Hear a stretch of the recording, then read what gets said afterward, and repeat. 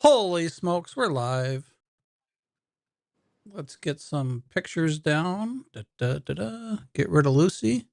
There is. Oh shit! I literally just knocked everything down. Oh, that's okay, Rob. We can't see it yet. Good God, that was just a cluster. What the heck happened there? So My little concoction. up on the screen, that is my VS410 Origin as it sits now. I went to the shop, the graphics shop this week, and handed it off, and delivery is getting made.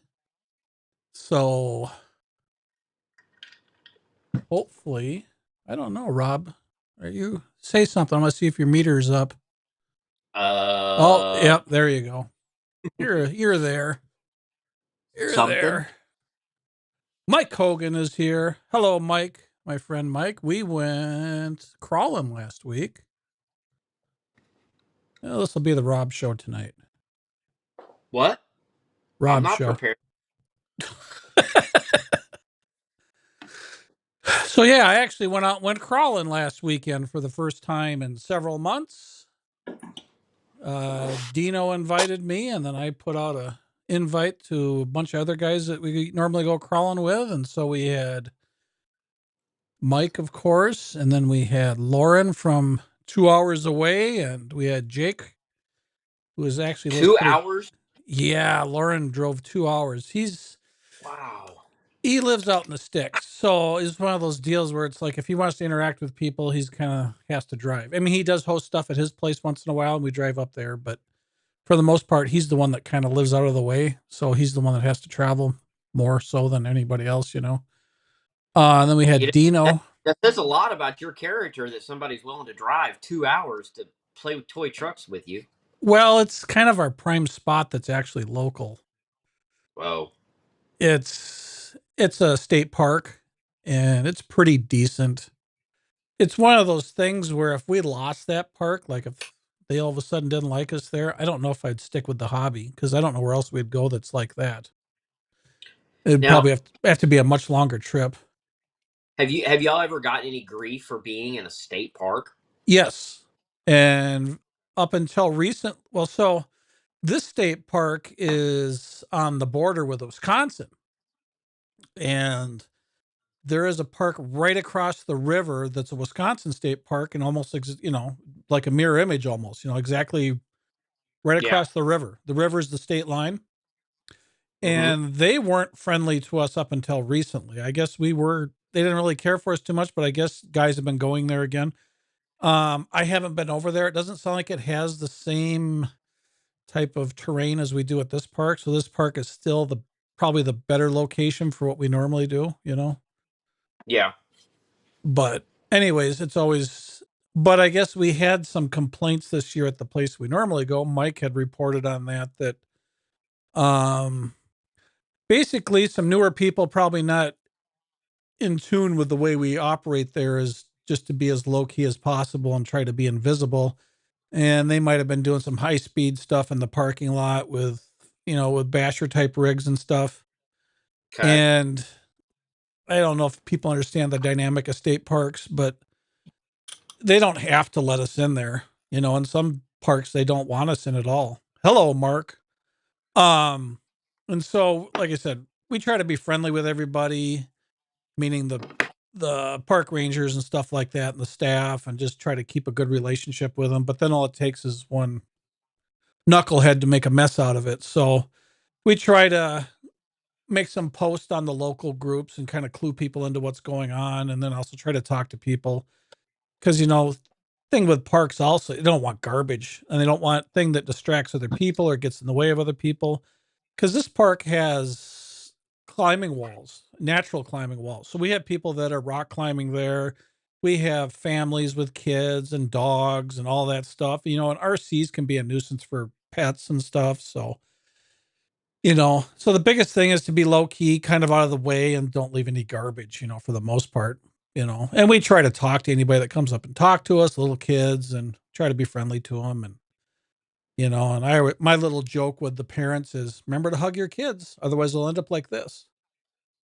So, Well, the rock spot that I film a lot at is kind of a it's half city property drainage and the other half HOA, and so they've had a lot of, I don't say a lot, but several problems with the kids and their electric dirt bikes and stuff. So I've had to really work hard to get in there. And I didn't know if you guys had to do the same thing. Like I went over there a few times and, I'd pick up trash while I was there and, just try to show that, hey, I'm not here to tear it up. I'm here to have some fun. And, now the HOA is cool with me and City of McKinney's cool and they know, but it did take a little bit of effort. So I just didn't know if y'all had the Yeah. same problem. Well, the same thing.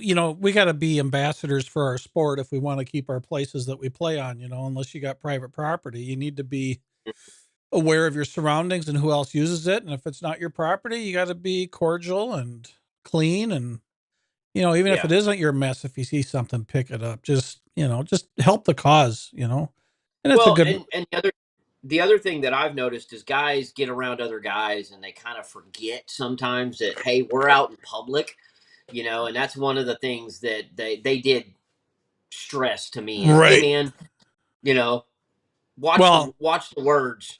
that's the other thing. This is a state park, and I mean, I'm doing better now with toning down my language, but there was a day where, the cuss words just really flew easily and freely. And, now since being on YouTube, I try to keep myself a little more in check. So that kind of, Like F S yeah, B F well, I V mean, not, and not rock crawling. F. Rock crawling's usually not that obnoxious, but you know what I mean? Just got to keep it Well then, toned down a little then bit. then you're not doing it right. If you're not cussing at it, you're not doing it right. No, I did have some frustrating moments this weekend because I brought a rig that I just hadn't touched in a while, and all I did was put batteries in it and go, which was fine. I mean, it performed okay, but then it revealed some problems that I wasn't aware of. And everybody was running, I think it was trenchers. Is that the Proline one, trenchers? Yes. Okay, I think everybody was running trenchers, and they were doing really well, and they were running much firmer foams or inserts than I was. Yeah. And I was struggling in the spots they were doing great. And I was running a softer foam, and I was running those Mickey Thompson Proline, the Baja X's, those fat things with the big lugs. But I Mm-hmm. was running a foam that was kind of wasted. So that was kind of leaving a big footprint, and the tire was kind of twisting a lot. Not really, I didn't think it was working efficiently, maybe. But, anyways, and then we got to a couple spots where they were struggling, and I was doing great. So, even more of showing the signs of the difficulty of trying to tune your truck to this location as we have. Yeah, Mike says yes, trenchers. Yeah, I think I was the only one that wasn't running trenchers, and there was like 5 of us. So, um, but there was spots where the trencher or where my tires really had lots of grip. It was less places than those guys.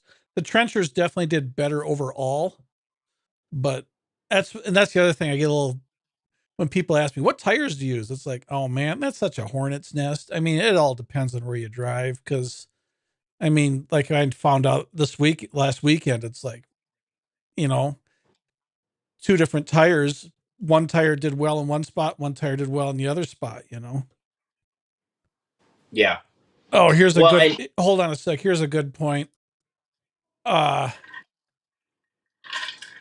Uncle Love, always oh let hikers through, even if you're on a killer line and you don't want to stop. Hikers always take precedence, especially to rangers. Yeah, yeah. we do too. I mean, we'll even try to relocate the spots. Like if it's a high traffic area, because we got multiple places we can drive in this park, and we'll just relocate. It's like, okay, this is kind of a busy area. Let's go over here and see if there's anybody over here. And if Yeah. families trickle in with kids and just want to watch, we encourage that. But if it's a high traffic area for some reason, then we just try to go somewhere else and not be a nuisance. Well, and when we went to Pikes Peak last summer, that was the one thing that they told me is like, don't be in anybody's way. Nobody will have a problem with you as long as you just Oh yeah. don't be in anybody's way. Oh yeah. And you'd always rather be forgettable than memorable. Exactly. Here's So Mike, who was with me. Yeah, every rig does different. And that's what's cool about this hobby. Yeah. Every, every time I try to tune, I end up making it worse. Mm-hmm. Yeah, that's the other thing. Just going crazy with the overcompensation thing instead of learning how to drive it. Just Yeah, drive it to it. overthinking. Yeah, drive it to its limit first, and then try to figure out why you're stuck or can't go any further. You know. Well, and I remember from my off road days too, everybody has such different styles of driving that Yep. sometimes you want a little bit more traction, less traction here, there, Right. whatever. So, oh, Okay. man. Well, now that we got a few people on, thank you everybody for tuning in tonight. My name is John. This is my channel, The Origin Factory. This is Rob from Extreme Toys. Rob has a business where he sells and buys RC collections. You can find And I, him on Facebook in his own personal group called Extreme Toys, spelt with an X, TREMETOYZ. And he also sells on eBay. eBay and Facebook is where he's most active. yeah, And if you haven't subscribed to the channel yet, I'd greatly appreciate it. That's what helps us out the most. And if you can also give us a like and all that happy fun stuff. This is our 4th live show, so we're our second Friday night one, and we're just trying to feel the ropes and try to feel what time spots work out the best for us. And we're going to try to stay to RC talk as much. The thumbnail I made for tonight was to talk about painting, and we are going to get into that in just a minute. But first, I was going to touch on a few things just in the industry, meaning RCs that came out this week. And let's see if I can show you, Rob. Let's see.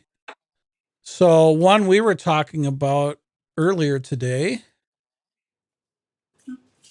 is the Kyosho Turbo Optima oh boy. Mid. See, Kyosho puts stuff out, I get excited. Team Associated puts stuff out, I get nervous. Well, it's because they've worn out their welcome with it. They keep throwing everything at it. Well, and I think Kyosho does it right, and I think Team Associated is, well, whoring or whatever you want to call it, just money grabbing. But Well, it's not anyways, Team Associated. It's Thunder Tiger. That's to Thunder, me is Thunder Tiger, yes. yeah, Um, and Team that's a good look. Associated, yeah, and they did the narrow. So this is the one with the narrow front tires, and I guess the original version of this was a limited edition. So as far as collectability for these of the originals, I guess this is one of the most. This is one of the hardest Kyoshos to find because it was kind of made just as a race ready buggy, and they had said that they only gave like 2 per retailer, and so basically all of them ended up racing. Um, and here's what the surprise was from Team Associated this week. Oh God. TC8, the touring car. Well, I mean, I'll give them credit for this. It's not another re. This is to build another race rig for a tour No, no, for a racing class versus, you know what I mean? no. Well, okay, yeah, but they in between our two lives here, they've dumped the Kenwald out there. So I mean, it's another Riri. It's another exact Yeah. same thing. The 40 they've released prior. So Yeah. I mean, I I'm really curious with the Team Associated fans, how many of them are actually keeping up with everything that's coming out and how many of them are just like, okay, that's enough. I can tell you that just like with the some of the crawler groups, there are fanboys, and they'll take everything and anything they can get, and then they'll fuss about it later. But then there's a lot of the I want to call it old school guys like me that I'm tired of it. I'm tired of the Riri.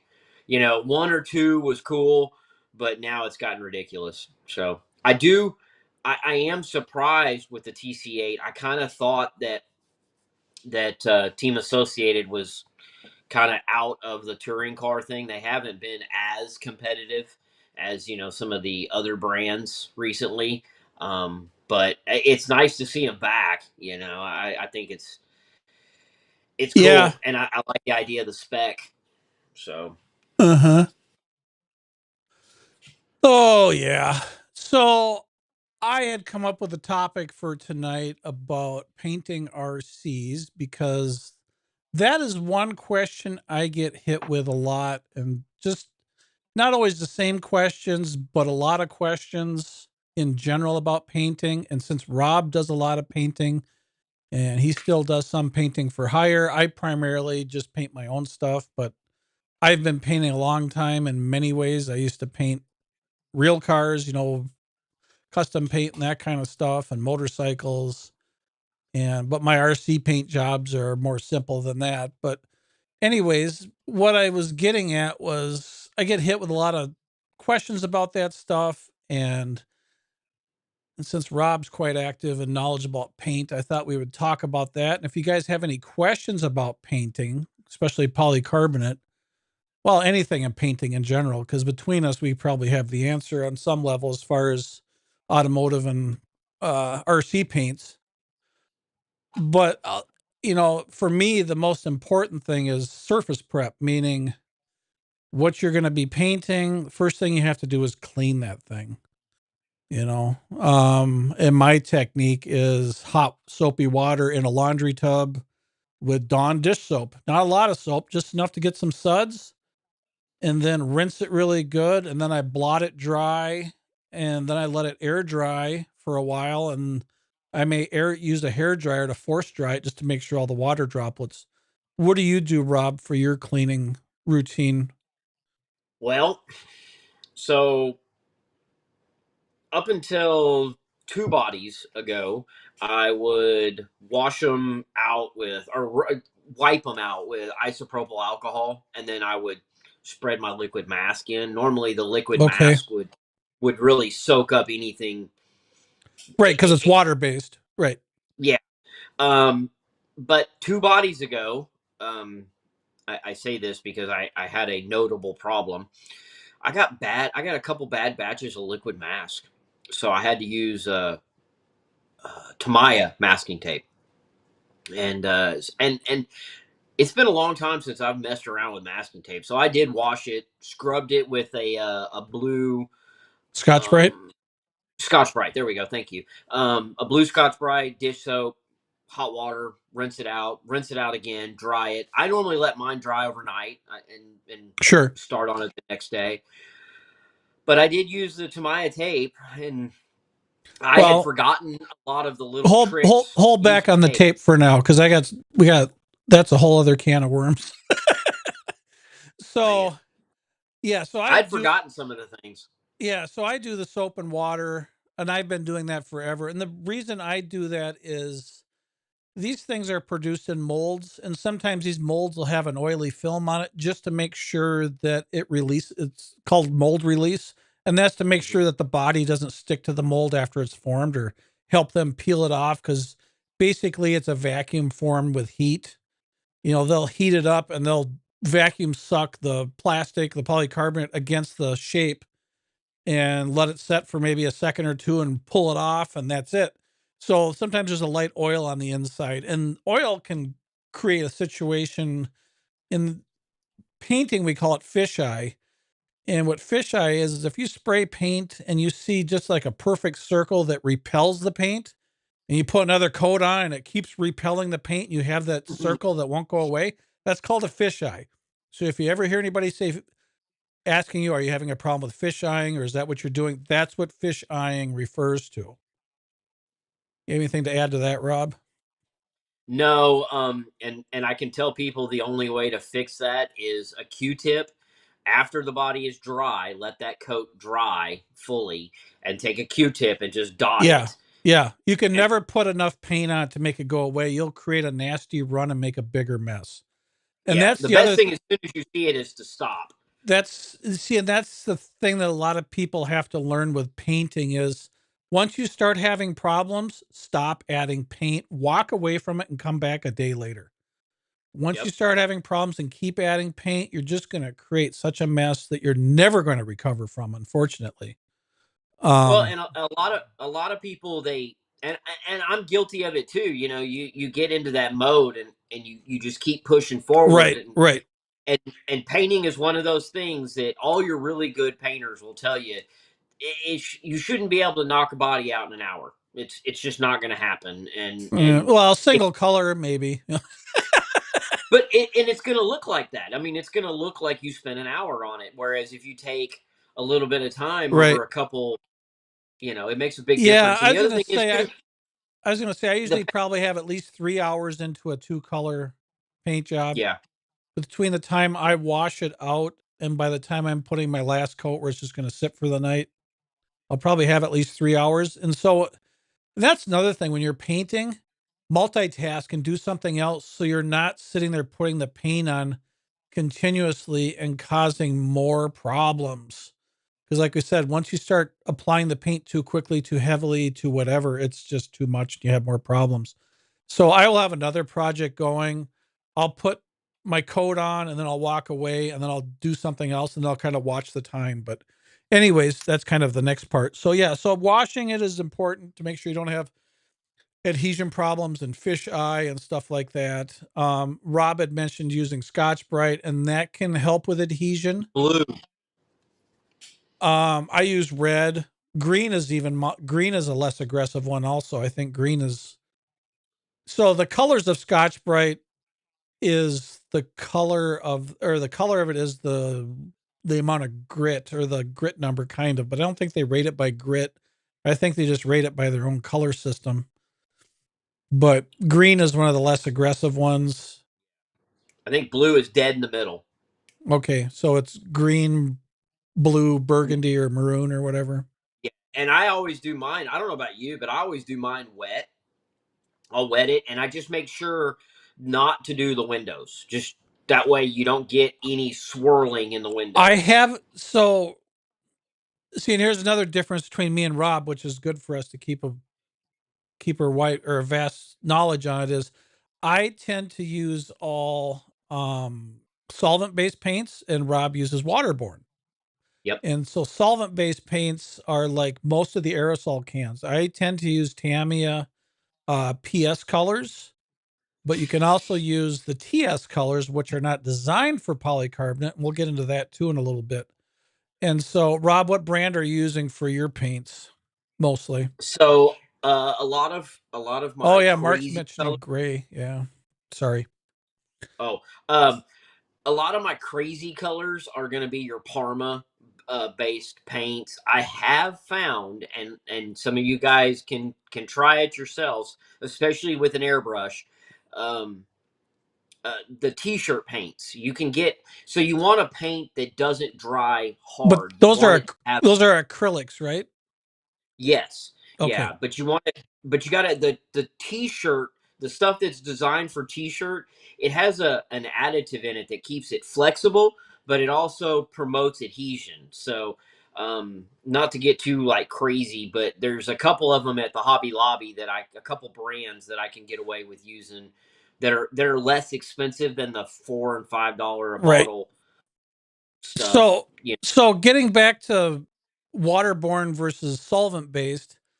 So, because Rob's using a water base, he really needs the Scotch Brite, and we call it giving it tooth. And what that Hmm. is we're scratching, or he's scratching the surface, so the paint is more likely to get a mechanical bond. So if you imagine the surface going from smooth, there's my hand. Let's get my fingers up. There we go. And then say you scratch the surface, and it creates imperfections of it, uneven surface. That allows the paint to get in there, which gives a mechanical bond. So now with solvent based paints, what I'm using, I don't normally worry about that because the solvents will bite into the plastic to get a chemical bond. So Hmm. Rob's working towards a mechanical bond with the water base because the water base doesn't attack the plastic, the polycarbonate. And since I'm using a solvent base, it'll attack the polycarbonate and bite into it. Curtis Knutson saying hi. Hello, sir. Um, so yeah, so I like that we're both using different tech or different methods here because we can cover both bases at the same time. So that's why I'm so more aggressive with the cleaning part because anything that I do could to keep it clean will hopefully improve the adhesion. And Rob is using Scotch Brite to promote his adhesion, I'm using the cleanest surface possible to promote adhesion with solvent. Go ahead. I did try something new on this Tamiya Capri body that I just finished and sent you pictures of the other day. Tamiya, yes. I did spray it with the Tamiya Yeah. um, body surface prep. Surface I had prep. never, Yep. yeah, I had never actually tried that before, and I don't know that I've noticed a drastic difference in it, but it is something I tried. I got a free can of it, so I was like, we'll try it, see what it does. You know, it's Uh-huh. just a Tamiya. Yeah. So now with Tamiya paints, so the PS system, which is designated for polycarbonate, which works the best. They also have the other solvent-based system called TS. Now, you can use TS on polycarbonate with a little bit of assistance from PS. So PS works fine directly on polycarbonate. TS will flake off after an impact or maybe over time. And it has to do more with the flexibility we've noticed. So if so you can put TS down directly and it'll look great. And then you might twist the body or have an impact and it'll start to flake off in sheets. So, and the only reason you might want to use TS is because they have different colors available in the TS line than they do in the PS line. So I will use TS to get certain colors because PS has less colors than TS does. I'll use PS as much as possible. Then there'll be some TS colors I want to do. And so in order to use the TS on polycarbonate, you need to put PS down first, which you can use. They have a pearl clear and they also have a flat clear. So both are essentially clear, so you don't have to worry about it changing the color too much. I will use the flat clear on opaque colors, meaning like non-metallics. And then I'll use the pearl clear on the metallics because the pearl clear will enhance the metallics. And if you put pearl clear over like an opaque color, like a tan or something, you may give it an effect you don't want because sometimes when you're doing like tans and earth tones, you want it to look more earthy or more military or more camouflage like. So adding a pearled clear over the top kind of takes away that effect. So that's the reason I choose one clear versus the other is depending on what type of color I'm using. So like I said, I'll use the flat clear for like earth tones and stuff that's non-metallic. And then I'll use the pearl clear for metallic blue and gold and stuff like that. And it'll make the metallics just a little bit brighter. But so that's a technique that gives you a little more color choice. Curtis, what's Curtis saying? Hey John, I'm sending you a pic on Instagram Messenger for paint job I did with a PSTS. Yeah, if TS also seal it with PS clear too. Yeah. Um, and that's another thing. Put the PS down, then I'll put the TS for the color, and then I'll back it with PS again. Because PS is flexible, TS is not, basically. So I've bind never had good luck mixing the two types. I've had wrinkle effect. so well, I call that shrinking or where it's wrinkling. Yeah, shrinking. And that's when the solvent's attacking it. Ash, who is the regular watch, he's not, I don't think he's on tonight yet. But anyways, Ash was having some problems and you have a lot of compatibility issues with paint. So just because it comes in a rattle can doesn't mean it'll work with all other paints in a rattle can. And that's another thing you got. I know we like to be thrifty and we like to not spend as much money on certain parts of a project, but if you got to redo it and you make a mess, it really costs more than just buying the right stuff. I mean, we have to remind ourselves of that. So I have just become religious with using Tamiya paint across the board because I have a good selection from hobby stores locally. It's easier for me to acquire. So I like to get Tamiya paints. It's readily available. I can get it quickly and all that kind of stuff. But yeah, it's Ash was having a problem with compatibility with different paint systems. And then So sometimes you can go over another paint system if you let it completely dry, but if it's still wet or within its drying stages, it can attack it and do that wrinkly looking thing where it looks like it's cracking and spider webbing and stuff like that. That is basically incompatibility with the two paint systems. And it's basically attacking it. It's basically the solvents aren't compatible. And so it's causing it to lift in simple terms. Yeah. It's just I don't mix and match anymore. I've been bitten enough times that I As try far as not to. brands, right? Yeah, it's safe. It's safe to stick in the same brand and type so that you don't accidentally get one that just magically screws you. And it's always the last layer, the last, the very Uh-huh. last. Oh, Yeah. so And it's safer if you let it dry completely and go back to it than it is to try once again instead of trying to pound them on wet on wet on wet. Wet on wet on wet works with compatible paints. Stuff that's not compatible, it'll start attacking it and it'll just create a big mess, you know. yeah. So It's not fun. But another thing I wanted to talk about was tapes. well, time out. We were coming on. You were telling me about listing stuff on the Vanquish groups. I want to talk about that. I want to hear You're that. gonna sidetrack the paint conversation? Why? Yeah, why not? Jeez, Rob. No, I listed a bunch of stuff on the Vanquish group tonight. Okay. Wheels and origin slider, complete origin, wheels, axles, and then I listed some wheels on Spec RC page yesterday or 2 nights ago. Yeah. How did the yesterday's spec listings go? Have you sold a bunch? No, only 2 sets. And then yeah, that's high dollar stuff. So that stuff's always kind of hot and cold. Yeah. But I do notice sometimes that stuff picks up after a day or two after it floats around because it's a smaller group. Yeah. Usually on the Vanquish group though, there's so much activity. You have to kind of time when you want it to show. Like if you notice on the Vanquish group, there seems to be times when the moderators are on and all of a sudden you'll see certain times of the day stuff go up, you know? Yeah.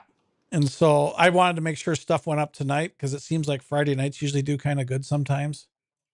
So I Okay. posted it before we went live, and tried to see if and I don't think I've got an update yet that's saying they approved the post yet. So it might not have even went up yet. Well, I'm just wondering with yesterday, how many is it available? What's the least you'll take? Have you gotten today? I don't get that kind of hits like you do. I don't know. I think people respect me more than you. Well, no, I just that's the going thing. Marketplace has created a whole Oh, you nother. started this conversation to vent about your other. Oh, you're such a sneaky bastard. Oh, you were using this to Oh, segue into your own.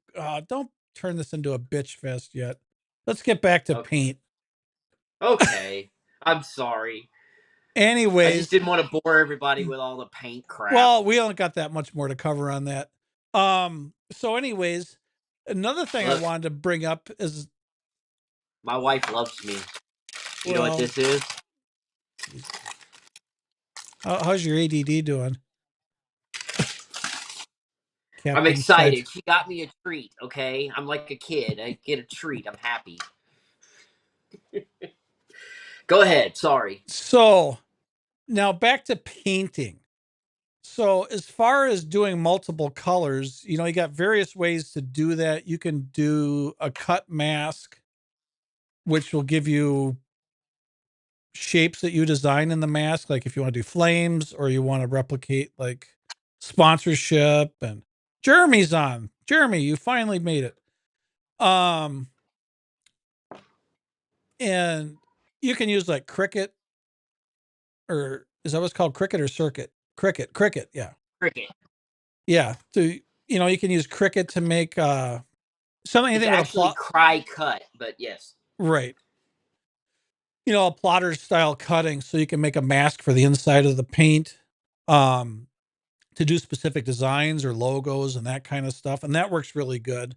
I used to go to a sign shop to get that stuff done because I didn't want to buy that kind of equipment. So, but you can also freehand with tape and do designs. And that's kind of what you do like on cars, automobiles on the exteriors, you freehand it with tape, but you also use mask also.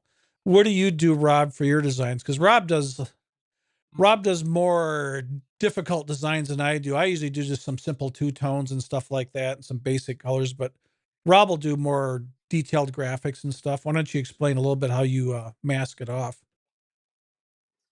So typically with liquid mask or and any body that's got a protective film, believe it or not, there's companies that still make bodies without protective film.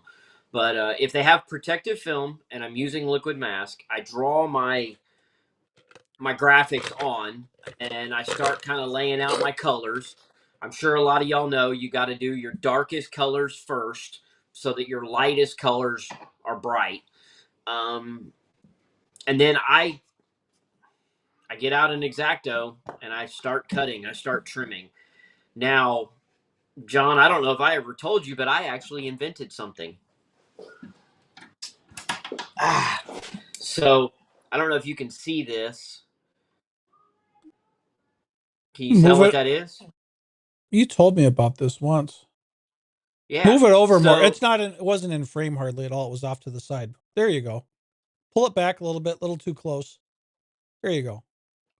so I came up with this wonderful idea because I wanted to keep when you're free cutting liquid mask, it's very difficult to keep all your pinstripes, all your stripes, all your outlines, all your graphics, you know, even and smooth and symmetrical and the same thickness. So, like when I'm doing flames, you want that pinstripe effect around the outside of the flame. And there'll be times that you'll look at it and it'll get thinner or thicker and Yep. thinner and whatever. And that's frustrating. So I created this. And this was a brainstorm one night and I 3D printed it, but it is a double X-Acto blade holder, and depending on the thickness here determines the Move it over. thickness. Move. There you go. Sorry, the thickness determines the thickness of the space here, and I've This, got different shims, and you can see it makes so keeps yeah. that the So what same. he's So drawing. like you said. So what he's using that for is when you're going to outline something like a flame or a graphic. So you're going to make like basically a pinstripe, because usually you would freehand that, and that works to an extent, like when you're doing like an automobile, because you're on the exterior and you can spot it real easy and you can catch stuff on the fly. But when you're painting an RC body, you're working from the inside out and it's really tight. That ensures consistency automatically versus because your eye can't always catch it. Yeah, and then the other nice thing about it is you're basically cutting your cut time for your graphics in half because you're not having to go back and do it repetitively, Right. over and over. And because normally you would cut it once, and then you'd go back and you'd scoot over the 1/8 inch and you'd cut it again. Well, this way you just cut it once and it makes both lines. So it I found that it lessened my errors because that's the other thing is keeping Right. track of your lines as you're Oh yeah. doing them. Man, you can get lost in some of these Yeah. designs and patterns. I Because wish yeah. I was better with the Cricut. Yeah, I do. Yeah. Yeah. Because we used to lay flames out on the exterior, hot rods and stuff like that. It's a lot of taping. And so we'd cut out, we'd, we would lay out the design, the widest, most part of the design and work our way in and then just keep adding tape on our way in. And so, yeah, so we would blast the color of the pinstripe first and then cover up the pinstripe and work our way in. Oh, okay. Okay. So Yeah. that if we were spraying the pinstripe, that'd be one of the first colors we'd paint and then we'd cover it up with tape. And that's so, and then, but that's using better tapes than like what we use in RC. And that's what I was also going to encourage people to do is I'm going to switch to online thing here. So automotive paints or tapes, I mean, sorry, are wonderful. 3M makes wonderful automotive tape. And this tape here, this blue fine line. So look at this is like $10 a roll and it's 36 yards. I mean, that's a lot of tape. And if you're going to do any type of regular painting with graphics and design and layout, it's worth it. Believe me. I would say this is probably 3 times, 5 times better than the Tamiya paint. It's much, or the Tamiya tape. A lot of people like that Tamiya tape, but I'll tell you where this stuff is better is it's more flexible. So you can bend it better and make more flowing lines. It won't wrinkle as often because you can stretch it because it is a vinyl. Whereas the Tamiya tape is basically a type of paper. And so this has got a little more, this has got a little bit of stretch to it. Also, the glue on this stuff is much better. You can re-stick this several times. And that Tamiya tape, that glue wears out pretty quick on the back. One and Both, done. yeah. This you can re-stick it multiple times before it'll ever start losing its stickiness. And it doesn't leave any glue behind, just like the Tamiya tape. You don't have to worry about glue residue or nothing like that or anything you got to clean up. It's a really clean tape. You can make some really sharp lines with it. You can make twists and turns really nice. And so I always have a roll of this stuff. I don't use that Tamiya tape anymore because the little bit you're buying, as much as you're spending on it, you can buy a big roll of this and this will last you for years. So um, basically it's called 3M Blue Fine Line. You can find it if you just search for it on the internet by that. And they have multiple widths. I don't know if 1/8 inch is the smallest or if they got 16th. I don't remember. But anyways, it's a great tape. And then their other tapes, this tape, 3M makes a tape like this also. This one isn't 3M, and this is a paper-based tape. And I use this for the filler. I'll use that blue tape to create my line and my edges. And then I'll back it up with this tape because this tape is much cheaper. I'll have a roll of the fine line blue tape and then I'll have a roll of 3/4 inch and I'll fill with the 3/4 inch. And this stuff is $2-3 a roll. And it's, like I said, same thing. This is much better than the Tamiya tape. And you can buy this anywhere in your area that you live, usually that sells auto body supplies. Like Napa's are nationwide and they sell auto body supplies. And I even think some of the O'Reillys and the Pep Boys and stuff like that, you can buy this stuff. And if they don't have it in stock, they should be able to get it. But it's just much better. I don't like spending the money on that Tamiya tape because the glue just isn't as great. It just, you get to pull it a few times and then it doesn't stick. Then you got to start over. Whereas if you're using these automotive tapes, you start to go the wrong direction. You lift it up, lay it again, lift it up, lay it again, lift it up, lay it again. And you can do that continuously. And it Well, it's peels got up. better thread. Yeah, the glue is better and it's clean glue. It doesn't leave any residue. So it's great. Stuff will last you a long time. Anyways. Oh, Lordy.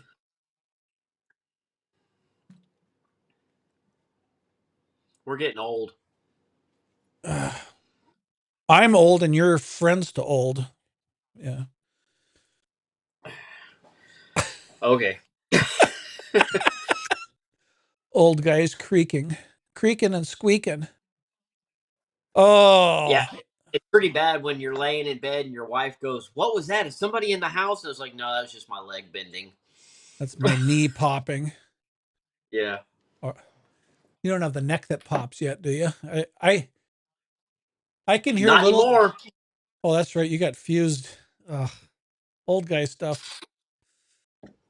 I can hear it in my neck. I think it's arthritis. You hear that little bit of grinding, gritty stuff, Yeah. or it's bubbles or something like that, fluid moving, or it's like, You ever go to the chiropractor? yes, Dr. G. I love him. I love him. Dr. G is wonderful. He's Dr. O is mine. That's funny. Yours is G. Yours goes by G. Mine goes by Dr. O. uh-huh. And my favorite quote from Dr. G is, "All the bitches be crazy." Yeah. Oh, good Dr. G story. So we were at a car show, and he's a big dude, African American guy, pretty, nice physique, well, built and that kind of stuff. And I was complaining about something. He goes, "You want me to deal with it right now?" We're at a car show. We're at the biggest car show in the area. It's called what is it? The MSRA Back to the 50s. It's one of the biggest custom car shows or 50s car shows in the nation. But anyways, we find a piece of concrete that's flat, or it was a bus, or a bus stop bench or something. And he just starts reefing on me, and he's jumping on me and stuff and cracking me and stuff like this. And watching the people go by where it looks like I'm getting beat up or mugged or something, middle of the day. And it's like, oh, Lordy, Dr. G. Yeah, he knows how to make my back feel good, but yeah, it's not always the right time and place. What did you work on this week? What did you build? Oh, you just did a bunch of 3D printing. Show me your lime green stuff. It is bright. Holy crap! It is bright. It's too bright, I think. So So Rob Rob everybody, Rob paid his subscription for Night Customs, and he's printing his optic stuff a little bit over the other way. There you go. Back a little. There you go. now I'm starting to figure out where the camera's at. Yeah, because So I did two of the them. camera's not a mirror image, it's a direct image. So usually when you look in a mirror, you do opposite, your brain tries to correct it like it's looking in a mirror, but we're not in a mirror. So I did those, and then You I just did did the the body so far? yeah. I was gonna run the interior for the optic interior, but we were gonna do this, and my printer decided to have a poop fest. So after I got it cleaned up, if I had started it again, it would be running right now, and I'm in Oh, here doing this, so I didn't want to. I didn't want to gotcha. be making a bunch of extra noise. So, Did you find but me a it's did you find me some goofy looking inline six engine? no. I found a 4 cylinder that Oh, kind of resembles. It's kind of diesel like. or And like a I was gonna send you. 22R Toyota? Or Well, the no, no, it's more Cummins. Think of like a 4 cylinder Cummins. It kind of oh, has that 4 cylinder Cummins more look. like a forklift engine. Okay. Yeah. Skid steer. But Yeah. but I was gonna start on this interior. I will say this: the interior pieces. I don't. Oh, man, these are tiny. These are so little bitty. You don't have I to don't know go if in you can. that close. Back up a little bit. Oh, Back up, back up, oh, back up. There you go. okay. So that's the gauge cluster, and then this is the switch panel for the optic. Gotcha. So it's really, I man, Knights Customs, man, they kill it. They really do. You pay a premium for their files, but man, they're worth it. They really are. So I'm Well, and loving like the you've 3D. said, you don't really have to adjust anything for the most part, right? They just work. Pretty much. Yeah. I mean, the only thing that I'm doing is I'm not. Oh, y'all see I have somebody behind me. Tammy, hello. So the only thing that I'm doing with the night files is I separate pieces that I want to change the color. So like if I'm gonna run a plate of gray, I'll put everything that I want gray on that plate, and then silver on a different plate, and that it speeds the printing up a little bit. Right. So did you Gotcha. we were talking the other day about the new bamboo, and we were talking Yes. about Yes. The new printer. that thing right there. John, I've done a lot of digging on it here in the last few days. That thing is pretty sweet, and it does do away with the Cricut. Makes Right. doing graphics and your own paint mask super easy. Um, I don't know how much of the laser etching and burning and cutting I would use it for. Mostly for the smell. But man, and Well, but you it's really got a haven't had huge print. you've never had a call for that anyways for the most part, have you? You don't do that kind of No, stuff. no, but it would be cool to put my logo on stuff. Be able to etch my logo on everything. Make your own dog collar badges. Yeah, If yeah, found, maybe. if found, call Tammy. Yeah, I don't need everybody calling Tammy. Uh-huh. Oh, geez. So, but Oh no, lordy, and I'm trying to decide. I did do the. are I you trying to love. justify buying one yet or not? Well, oh yeah, I'm gonna probably. I'm probably gonna get a new one. I just got this Have one. the prices jumped up more since they've come out because they released it before the tariff talk, and I think it's a China product, isn't it? It is. From what the guy at Micro Center said, they are not going to go up on the price of the new bamboo, but they are going to go up and already have started going up on the X1C, like what I have. Gotcha. So they're they're saying that So they're they've gonna eat. already, They're gonna eat a bunch of it then on their own, huh? yeah. So Gotcha.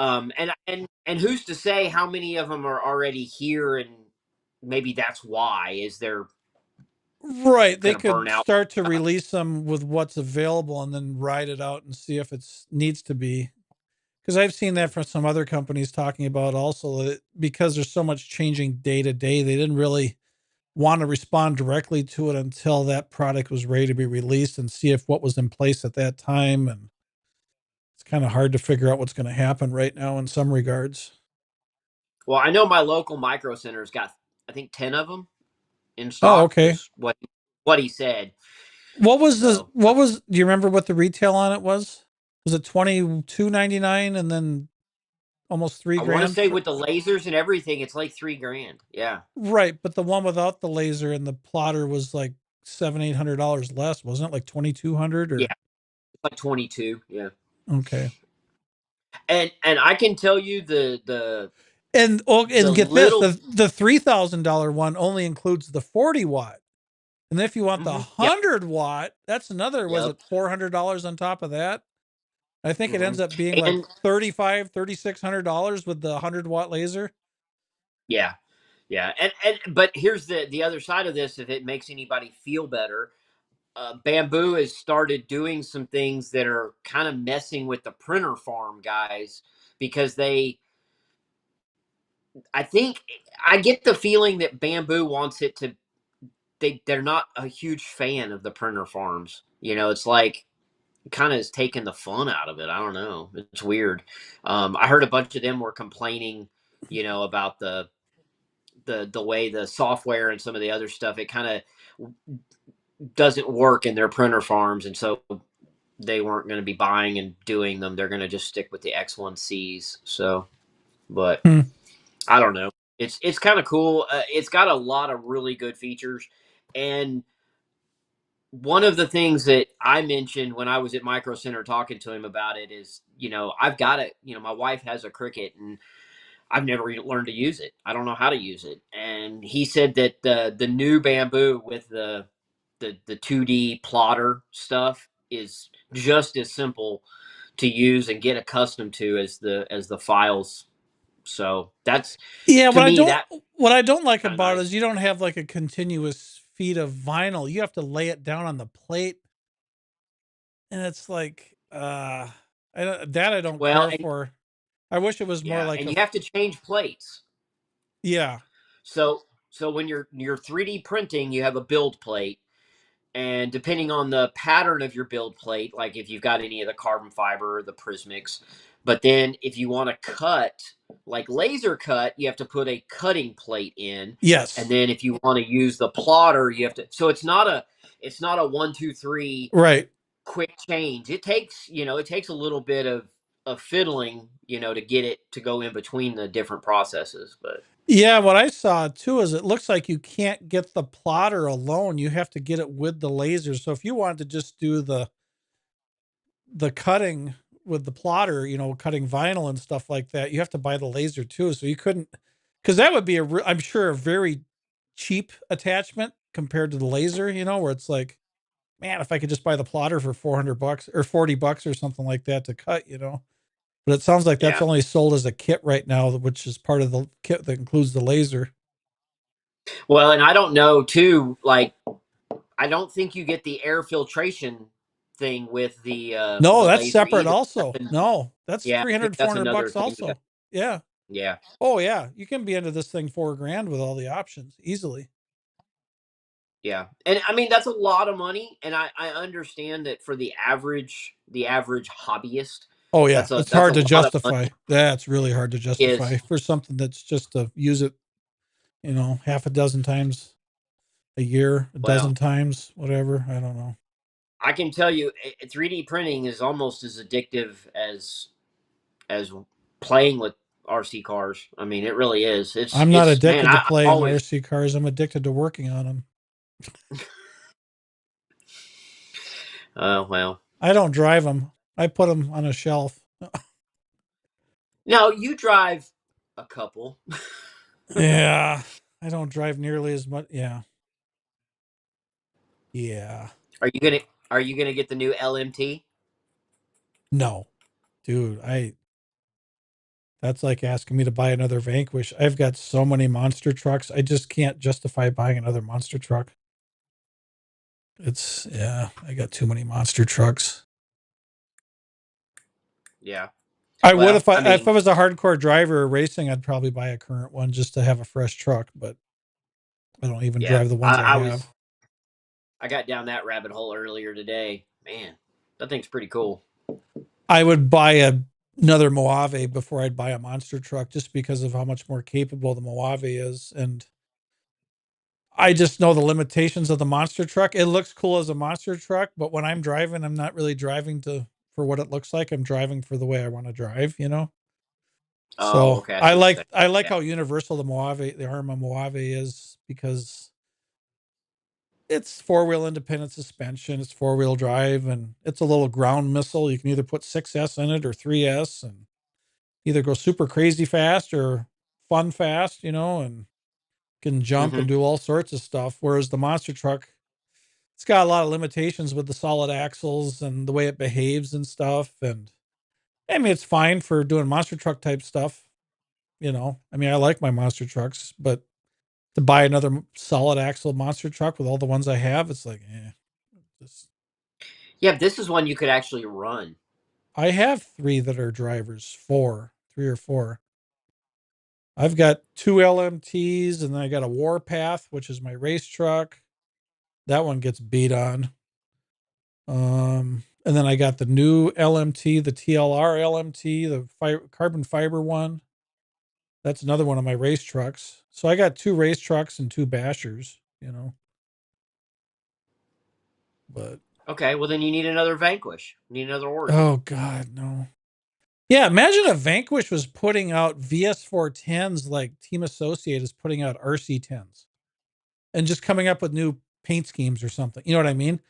It's like after a while, I'll be like, they're all VS410s. We don't need another VS410. So I'm surprised that people with RC10 fever still have the RC10 fever after what are we up to 6 buggies now in the last 2 years or 8, 7? I don't know what it is. Well, let's see. We have the 40th. Well, start with The the 40th. Clear. Clear was the first one. No, what Clear was first.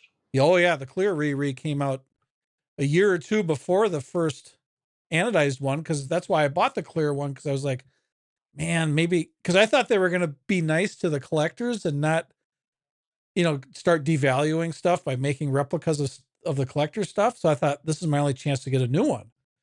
And then they came out with the 40th, and I'm like, okay, I'm selling this Clear because all I heard was bad stuff about it. The plastic isn't That's right. strong.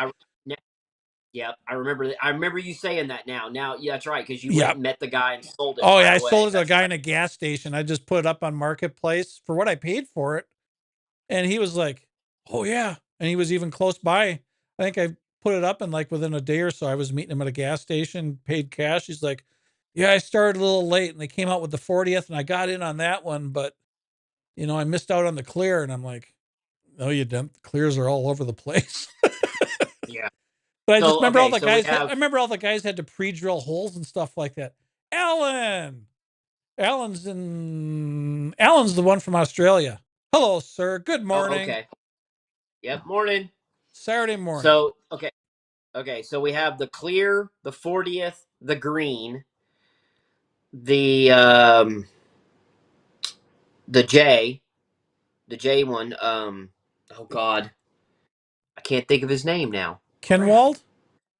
No, well, okay. There's Kenwald, and then you've got We got the all-wheel drive.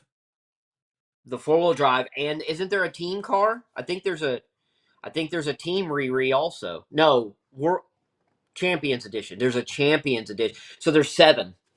There And should be the like 7. DS is the same chassis. No, the Diet. Well, It is. It's a tub car. yeah, it is. It's Yep. just a Crap. it's just a Mustang body on a RC10. Well, the arms are there is quite a bit of difference, Not but yeah, really. Suspension geometry. the arms are shorter, gear ratio Yeah. different, stealth, no kick up in the front end. It's flat, Flat so you don't have pan. the bug. Yeah, well, the nose plate is flat. The nose plate bolts on, Jay but it's flat. Halsey. Tool Jay time. Halsey, there we go. Thank Thank you, you. Jay. God, Or thank you, Tool time. Jay Halsey. brain fart. Yeah, I don't know. I got all the stuff to build my A&L 10.4.1 conversion RC10. I just can't get motivated about it. Just bums me out. Yeah. I'm Oh, then the RC10T, the truck. Oh, 8. Now what up to 9? Yeah. Well, 9 oh, RC and now RC. have you seen we're okay, there we are. Have you seen the Fan RC? They released a graphite edition also. RC10. Good for them.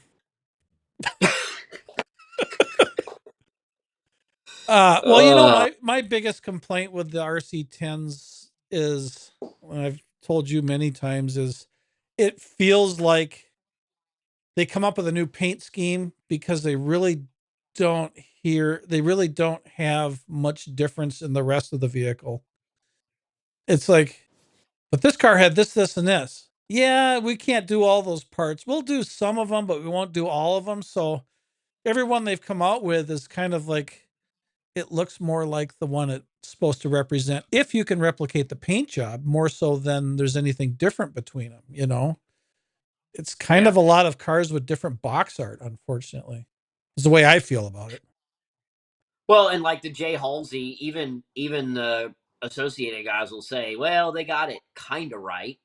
It looks the part, but it's not. It's missing some very key parts if you want it to be a replica. So I don't know, but I'm excited for some of the new Tamiya releases because after building that Capri, that was a lot of fun. I really enjoyed it. So it was a I fun little car. I do like, yeah, Tamiya's are kind of fun to build. I like that. I don't like that I can't use my power tools on it because you'll start busting plastic. I really don't like hand twisting all them screws, but they're kind of funky and different. They're kind of like step above Legos.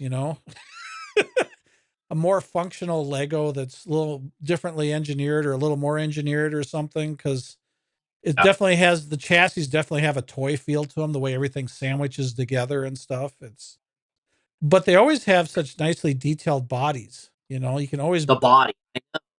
I God. wish they would I wish they would utilize more of their chassis though, because they've got a lot of chassis, but it's like they always try to keep them all in a certain price range to keep the price down, and they'll come up with this really cool body and they'll just put it on another TTO2, and it's like everything's a TTO2, and which it's an all right chassis, but some of them it's like, man, I'd like to have a premium build out of it. And they're not really as good with the body kits. Their bodies have always been kind of hot and cold on their availability, you know. Well, and I think a body kit, the Capri body. Well, one, if you get a Tamiya body kit, it comes pre-drilled for the Right. Tamiya chassis. Oh, that's another But thing with I think the Tamiya. body, Get rid of your body pins. Oh my God, Traxxas is beating your ass on that. You guys, you yeah, guys could come up with a yeah, clipless. You could come up with a clipless kit by now. I mean, because of the time they spend on the details of their body, they should be clipless by now. I mean, there's their cars are detailed enough with good painting skills and detail skills. You could start doing some tricky photography where people would question if it's a real vehicle or not. But Tamiya's always got freaking pins. They haven't got rid of pins yet. And if they're not going to put them on true performance chassis, meaning these are meant to be race cars, get rid of your damn pins. Go the next yeah. step. But I think a body set, like if you get the Capri, I think the Capri body set, when I looked it up, it was, I want to say it was like 50 bucks, $60. And Tammy bought me the whole car for 90, so I got an entire car with wheels and tires, for basically the body. I think the chassis is throwaway, but and for sitting on the shelf, which, most of mine are going to do, it's okay. So, I don't know. I was looking at all the hop ups and upgrades, and then I realized that I was about to spend 3 times the cost of the car just There. on. I got your Since you keep talking about your Capri, I got the picture of it up so people know what we're talking about. So Rob Oh, just okay, finished this right here, and is this a TTO2 chassis also? yeah. Okay. So Rob just put this one together. And I, this is I a kind of did a little different. I got one of the TTO2R chassis, and I built the TTO2R. It's their race spec, and then I put the body kit from the Capri kit, and then I sold one of the local kids the other chassis. Vanquish has new clipless body. Did you see?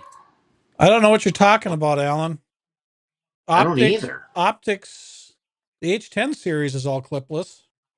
Are you talking about a VS410 that's clipless? I don't know what he means. I can hear children I, at your place. am I? I hear children in the background. Wow, they're at the other end of the house. I don't. That's I'm bad. hearing in my headphones. People watching this probably don't hear it, but Oh, I'm sorry. no, They're it's not a playing. bad She's thing. great with. That's not a complaint. It was just You're a me crabby talk. old man. I am not as crabby as you are. I won't disagree with that. Mm-hmm. That's why I Oh have the cup. lordy. What are you doing this weekend? Are you doing anything RC? You doing stuff with the fam? What are you doing? I'm gonna work on my little optic Terabug project. Oh, that's true. I'm gonna try to go crawl tomorrow. I'm I trying to didn't think think. about that. I guess the Phoenix, yeah, the Phoenix is clipless because it's got the hinge pin. It's got That's body. Well, right, but yeah. nothing through Okay. the body though. I didn't even think Yeah. about that. Sure. That's true. I guess yeah, their clip bodies, I guess, are just the Origin and the Origin half cab, right? Who did the body first? Axial with the seat with the Jeep, the Gladiator, or Vanquish with the Phoenix? Who did the where the body pins and everything work from underneath first? Was that I think Axial? No, Axial did do it because they did it with the silver Jeep 4-door Wrangler. Oh. Huh. So yeah, so Vanquish copied Axial on that, but I think Vanquish did it better. I like that pin. I've used that pin design, Yeah. where you have the pin through the radiator support, and then the Right. two Yeah, body posts. I've used right. that on The some of my radiators scale right. rigs. The radiator's the hinge, and then you use two body it's like two body posts in the rear and the bed area that go underneath the chassis. He's pointed down. He put the clips through. Ash is here. Ash is our favorite Canadian. Hello, sir. A. Oh, and I wanted to thank Ash. He became our first channel subscriber. So if you want, Whoa. he is the first source of any revenue for this channel. So Ash became a member, and I got a notification yesterday that we made $1.50, and it's like, oh my god, the channel made $1.50. And I had to backtrack it, and it's like, Ash donated. Ash became a subscriber. So thank you, sir. That's Oh, pretty so yeah, cool. if anybody wants to subscribe to the channel, it'd be greatly appreciated. I mean, I'm not asking for money, but if you want to support us, that's one way to support us, to become a member. It's only a couple bucks a month or whatever it is. I don't have any premium stuff to offer at this time, like premium content or more. So it'd be just to get you a shout out and the warmest appreciation, I guess. There's Ash. Ash, did you get your thing painted now and everything sorted out? It looks like you showed me pictures the other day that you got your Toyota project. Ash was doing a Phoenix, and then I think he was doing a 3D printed bed insert. And I sent him the chassis. I think I sent him the chassis for that kit. Maybe that project. I don't know. But I've been helping Ash out a little bit here and there. He's kind of out in That's the good. middle. He's kind of out in the middle of nowhere, and he's about straight north of me, except he's in Canada. Hey, Alan, what is your profile picture?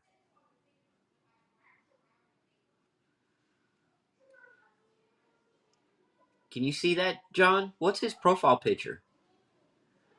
Uh, Good question. It looks like aquariums. It looks Huh? like fishies.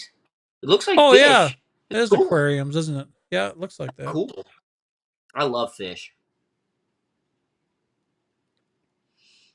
Ash says he's waiting to do lights. Phoenix is 99% done. Yeah, he showed off some pictures in one of the groups the other day.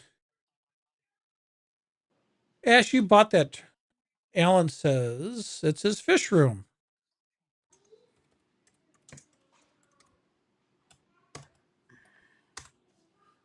I used to have a 200-gallon aquarium in my living room and a 50-gallon in a hexagonal. No, yeah, it's not an octagon, but it's the same. I guess that's hexagonal. One in my office, 50-gallon in my office at my old house. I love fish.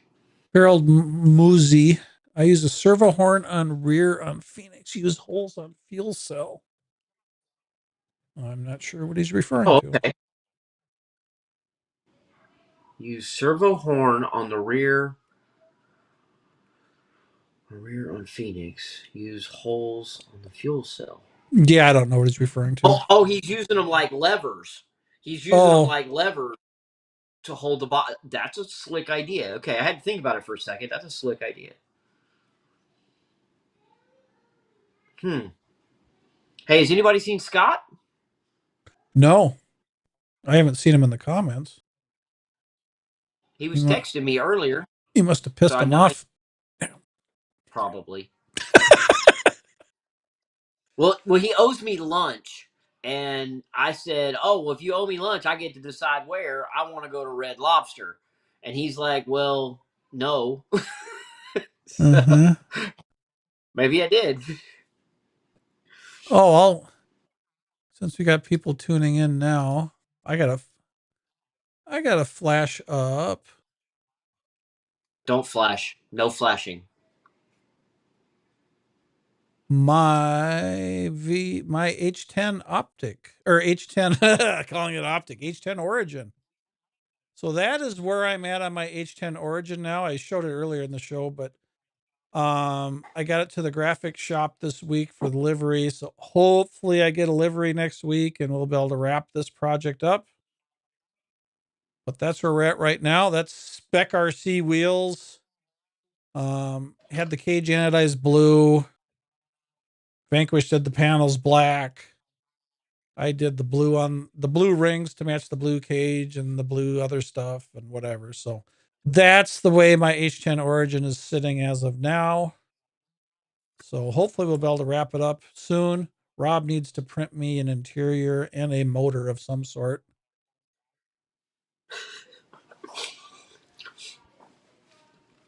I can't sell them. Who said you were selling them? Exactly. You know I don't pay my bills. No, you don't. No, you don't. Oh lordy. I still got to work on leafers. Oh my gosh. I really want the leafer. I just don't want to spend money on the leafer project right now. Just I want it done, but I don't want. Huh? No, don't get in any rush, because I mean, one, you don't need a lot of big stuff, but just kind of hang out with it. Get your Yeah, but we only have so H10 many months of season, Origin so done. I need to finish it so I can use it this year. You can't use it later. This second. RC Performance Mod. How is the tire writing done? Says the other Canuck. Welcome, Canadian RC Performance. So on the Origin, the H10, that is Tamiya lacquer paint, brush painted. I will clean the surface of the tire first. Use a little rubbing alcohol or something like that, just because tires usually have mold release on them also, just like any other plastic and rubbery parts when they're made.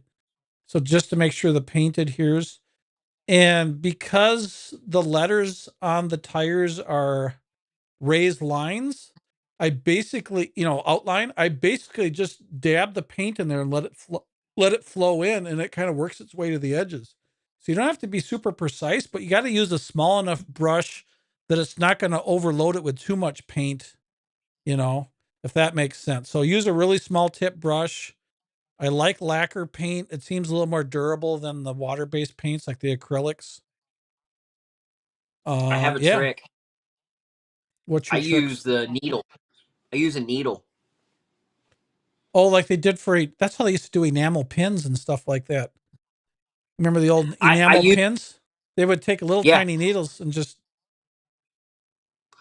I watched a model guy. I got real big into wanting to learn. Man, somebody said that I didn't do faces very well, so I That started is a tough. studying. That is And a tough one. well, and a lot of it they say is the eyes. If you can get the Yes, eyes right, yes. The eyes is everything what's give else it will away. fall into place. I make And that so comment. I started I watching a make that ton of comment on the videos. modeling pages all the time. People say, "How do I make my figures look real?" First, you got to make the eyes look real, because if you don't make the eyes look real, it looks like a cartoon character. Yeah, and so I started watching a bunch of videos, and the There, guy there's was another thing. Less using is more. an old needle. Yeah, the guy was using an old needle out of his airbrush, and that was his trick. And he would put a drop of paint and dip the needle in, and then he could do the eyes. Well, then he goes, and it works good for. And he went and started doing the lettering on the tires. Yep. So he did a 50-50 blend of white, and just it would just flow out beautifully. And a handy tool for that, for our older friends like me, and so I haven't done this yet, but you can also get those uh big magnifying glasses that are on these telescoping arms, and it has a halo light around it, and you can drop that right down over your work and look right through the magnifying glass, and that makes little detail work really, really easy, as long as you still have good motor skills with your hands and don't have any problem issues with your hands and your fingers. But yeah, I have lots of different paint brushes because I like detailing interiors, like 3D printed parts on the dashes and stuff. I like to paint toggle switches and the screw heads that are molded into some of the 3D parts. And also that chrome pen is wonderful. I forgot the name. Those the black plastic pens. You can buy them at Hobby Yeah, I Lobby. had one. Yeah, Shoot, that's it's the here. best way to do chrome is buy those pens. Yep. I know Hobby Lobby and they sells them. last. Huh? They last a long time. They last a long I time. haven't thrown one away yet, and I've got 3 or 4 different tip sizes, and I use them all the time, and it's like every time I grab it, it still works. So yeah, there's a lot of paint in them. Yeah. Man, your origin looks good. It really does. I like the color combo. Yeah, it's the graphics will really set it apart, but yeah, it's I and I had to leave it there at the shop. So now I got the nervous mother thing going too. Everybody knows how much that dang truck costs. So and Yikes. he's a car guy and he gets it. I'm like, I just gotta let you know this is a very expensive rig. Please take good care of it. He goes, yeah, yeah. I understand. I understand. I'm like, As okay. he Just throws it into the. well, he did the graphics on my Ripper. So he already had he had the Mhm. Ripper once before too, and I explained to him how much that was worth. So he's babysat my stuff before, so Yeah, I get it. I went over to a Cerakote guy a few weeks back, and we had the discussion about, and he's like, well, I'm gonna probably scare you with these prices, and I was like, no, you're not. And he, he's quoting all these prices, and I was like, well, you want to see what I'm talking about? And so I went and I had my origin with me, and I took it in there. He couldn't get over the detail and how scale it was, and then I told him what one costs, and he's like, okay, yeah, that's crazy. right. RC Yeah. So Performance Mods, a little white square shape in the pupil at bottom to one side makes eyes look real. yes, yes, I know I've exactly what he's talking about. I've Yes. often started with the whites of the eyes and then backfilled with the facial colors to shrink them up because usually the eyes are so small, you overpaint them. And I'll kind of go in reverse, paint the white first, and then paint the facial colors and kind of cut into it, to shrink them up versus trying to not paint them too big to begin with. Well, and like he said, that little white glint in the eye really, man, that makes all the difference in the world. It Right. really does. Really make them pop. Yeah, my first humans were my rally car, my what is it, the Lancia, whatever. My Lancia. Lancia. Lancia. Lancia. That's those are I like Tamiya's figures. I mean, they're decent for what they are. The helmet covers up most of their face, so it's like and the bodies are decent and it's like, yeah, just they're just enough. They don't need to be any more detailed than that. Yeah. I can tell you some of these guys that do these model competitions, I guess you would call it, where they build the little dioramas and they Yes. really get in there serious. Wow, man, I can't. Blows me away how they're able to do it. Oh, I But just got I mean, for what we're doing, great. I I follow a bunch of those guys on YouTube because I love watching the detail work because I really enjoy modeling too. I love doing detailed stuff like that. And just to learn painting techniques from them and weathering. I follow a guy that does armor, mostly tanks and stuff. So it's fun to see all the weathering techniques and how to make it look real mud and stuff like that. And then of course he's always painting figurines, so you get to learn the techniques on doing faces and stuff like that and shadowing and depth and that's using pin washes and doing outlines and that's Yeah, what I started doing on I my think that's one of the reasons. I think that's one of the reasons I'm so drawn to the crawlers, is it'll gives you the ability. You get the modeling, you get the RC, you get a little bit of everything with it. So it's been a lot. Yeah, it's fun.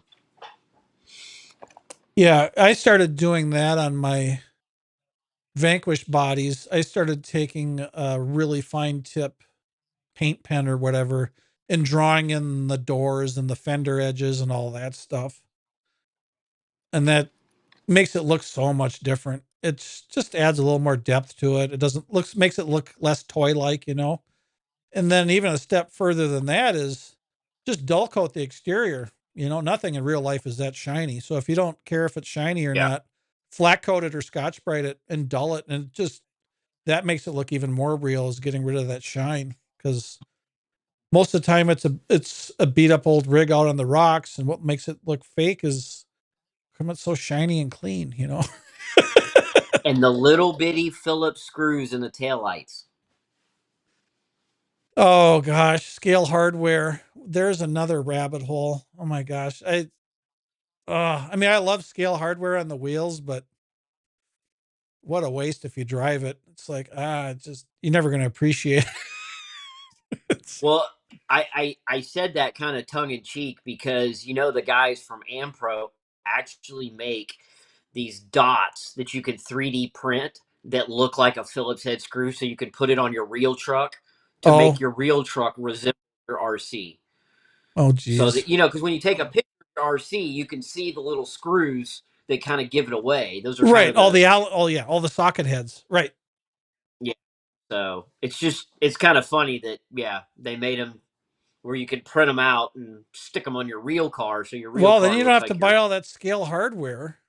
3D printing is much cheaper probably than buying all that scale hardware. So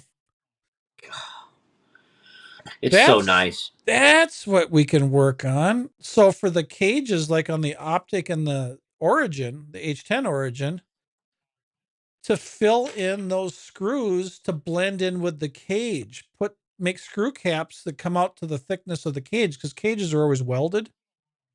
So just a screw Okay. cap that'll blend in with the rest of the cage, and then you can paint it to match. Okay. Let me see here. I'm thinking So I mean, you could because just the put a problem is, dot. You could just put a dot of rubber cement on it just to hold it in. You know, yeah, yeah. the hard thing would be is coming Hmm. up with the profile to print. You know, because it's going to be a curve or a radius, and it's such a tiny part. But Well, you haven't gotten into the 3D printing, but anybody out there that has, they know 3D printers can print stuff that is as thin as tissue paper. So the size of the part is not the problem. It's just figuring out the angles. I almost would think it might be easier if you used like a countersunk screw so that you have a flat surface, and then you make the filler plug have the Allen in it, so the Allen sets into the screw and creates the. Does that make sense? Am I making any sense? I think if you just printed something the exact diameter of the opening, I think that would be close enough. It wouldn't have to match the profile or nothing. Just so you have it go all the way to the edges, you know, Mm-hmm. and then just paint it to match, and it would kind of blend in, you know, I think is all you'd really need. I don't think we'd have to follow the radiuses of of the cage or anything. Oh, RC you're saying perform just make little dots. Yeah, hole punches. RC performance mods. Where do you get 1/10 bullet holes? A soldering iron with a really small tip. And a needle. Or you could take a Mm-hmm. punch and heat it up over your burner of your stove or something like that, or a lighter, and get it just hot enough to pierce the plastic. But test it on your cutoff pieces first before you do it on what it's count or yeah, dental pick. There you go. Um, your scraps from cutting out a body or whatever material you're trying to make the bullet holes in, test it out on that. But yeah, use something sharp and heat it up. It doesn't have to be super hot, because when it's sharp, it already wants to puncture it. And if you get it too hot, it's going to go through it really fast. If it's not quite as hot, you can control it and go a little bit slower and have a little more control over it. So test it on some junk plastic and develop your technique before you do it on what counts. Hey, you do not want it too hot because when a bullet goes through metal, it deforms the metal. So you actually want The it to be a puncture, little yeah, cooler to so that sink it a little bit. creates that. Right. Yeah, because if it's too hot, it'll go in, you'll pull it out, and then there'll be the donut on the outside. And you'll have to sand it and knock it down. So then it'll look faked. But oh man. So yeah, no, I'm gonna try to go do some crawling tomorrow, maybe. What's your forecast? I think we're supposed to have a decent day tomorrow here. What's your forecast? So what you're So in a Rob's hoodie and a Rob's in Texas and I'm in Minnesota. So I am straight north of him, whatever 1,200 miles or whatever it was we figured out. So what's John, we Texas? turned on the air conditioner. Really? Wow, dude, it is 50 degrees right now and overcast and drizzly. It's like fall. Well, I mean, it's spring weather, same thing, but Yeah, no, it's we're supposed to be 61 and sunny tomorrow, and then it goes to rain for the next several days. So we get springtime rain this time of year with a few random nice days. So yeah, I mean, that's you're in that the we get 80s, a or lot of rain. is it just super humid, or are Uh, you like above, or are you in the 90s and that kind of junk? I bet we were probably close to 90 today. Oh wow, Yeah. Pool's up to 82, if that tells you anything. What? my pool's not that warm. I'm just saying that it's been that warm that long here already. So, but yeah, it was But you said you had a lot of granddaughter rain. was in the swimming pool. Are you getting a lot of sunshine? Oh yeah, yeah. And that's normally the way it is. We get a lot of clear sunny days and then the thunderstorms hit in the evenings. It's kind of the way it is around here right now. Sure. So you get So, springtime rain also, and then get in the heat of summer and it kind of dries up, or do you yeah. have rain all year? No, we get real dry during the summer and real dry during the dead of winter. Um, but did you see the picture I text you of the hail? Hail, yeah. They Lubbock got wrong, like CD size. They said it was 5.5 inches. My buddies are up in Whoa, that's Oklahoma. softball size. Yeah, baseball size hail. No, Oh bigger. boy. It's bigger. So softball then. Yeah. And then I got some friends up in the sand dunes, up in Oklahoma, and they got pounded with tennis ball. So just Wow. pounded. Yeah. He said the picture I sent you is from them. Uh, Those things are huge. So so I used to, for you guys listening, I used to do hail damage repairs on cars, automobiles, paintless dent repair, body shop, that kind of stuff. Yeah, you start getting stuff bigger than a golf ball. Boy, it just destroys a car. That's when it starts breaking the glass.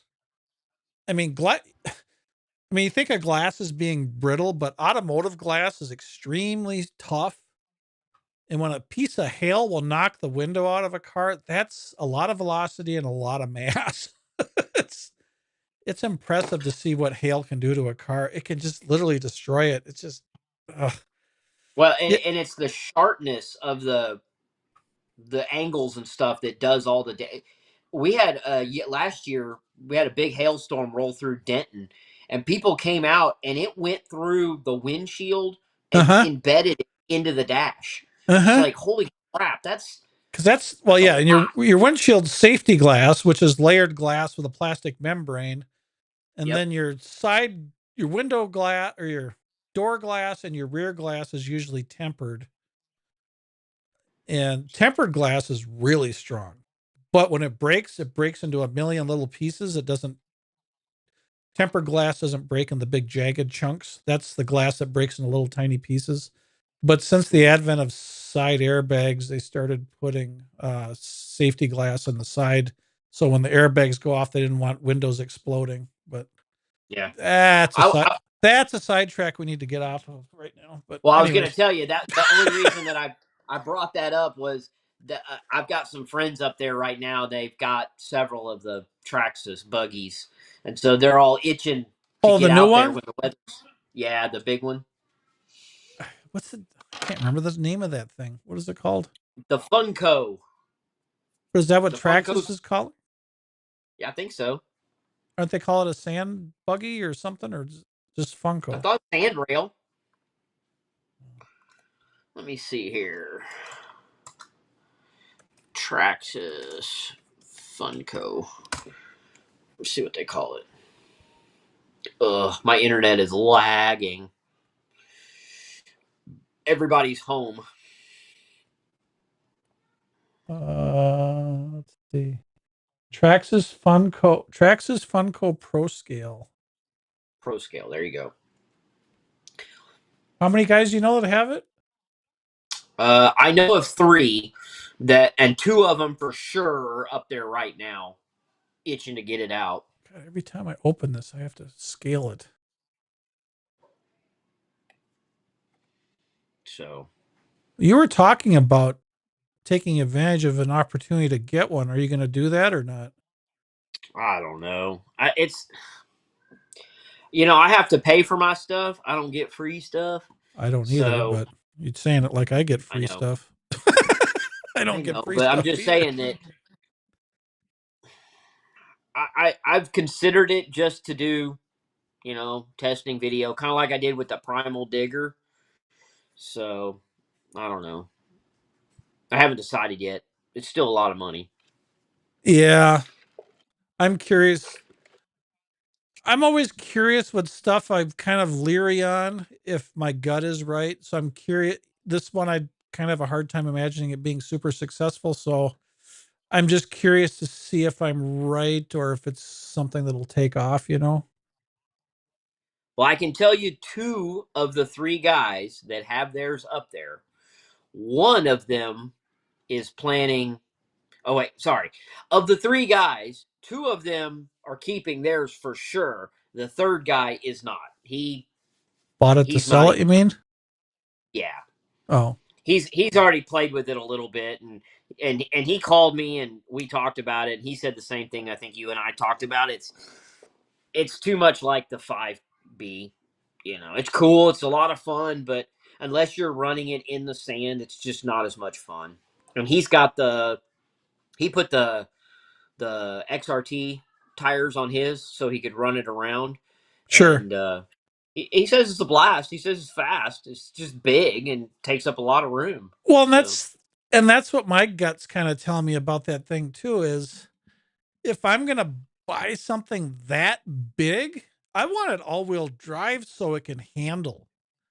You know what I mean? I'd want it set up the best way I know that it could drive instead of have something that might not steer very well and push and all that kind of stuff and have all those little issues you have with a two-wheel drive, RC.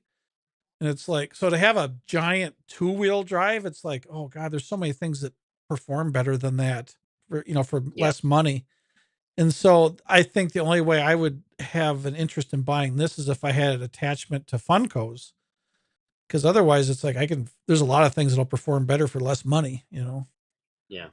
Well, and he ran his with the XRTs, and he said it's a blast. It tears up everything it touches. He says you cannot go slow, and the minute you touch the gas, he goes, you're ripping the grass out of the dirt. It doesn't matter. So, his wife's like, you're not running that around here, and Because you're so supposed he to says run it you on got. 6S, right? 6S is the normal way of running it, or that's the I think it's 6 or 8. I thought it was 6 or 8. I can't remember. He was telling me about it, but Oh, it says he four. kept It says it says it'll run on 4S. Huh. really. Well, the 6S X Max would run on 4S. It just maxed out at 6S. Right. I realize that. But I mean, like but he my was saying go ahead. he was just saying that it's awkward, since you have to take it somewhere to run it, you got to take it, Right. and Right.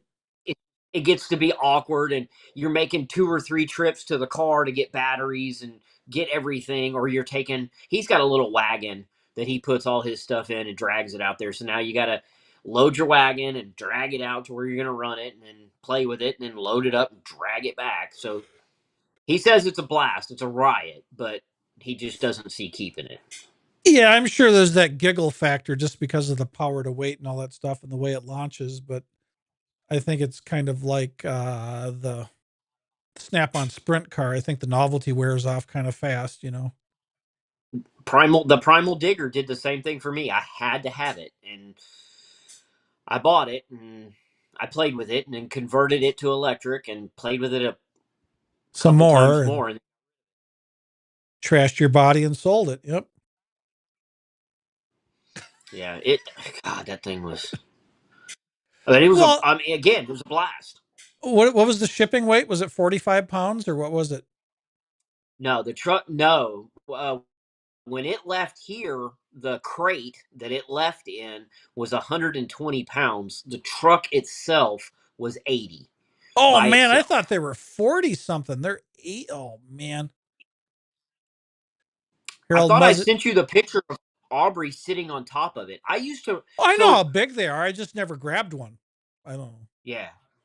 If it tells you anything, like when I would go run it, I would take 3 sets of packs to run it. I would take um a set of two 12s sets, so 4 6s batteries, and then I would take another set of just 2 4s packs, just small 4s packs.